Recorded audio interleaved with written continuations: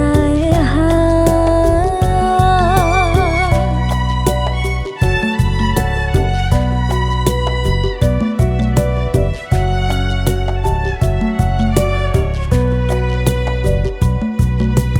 កុំព្រួយឡើយព្រលឹង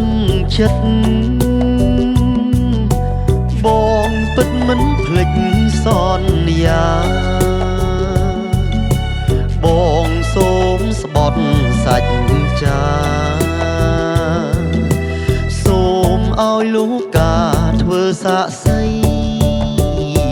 ថាស្នេហ៍ភក្តីតែស្រីស្រស់លុះអស់សង្ខារ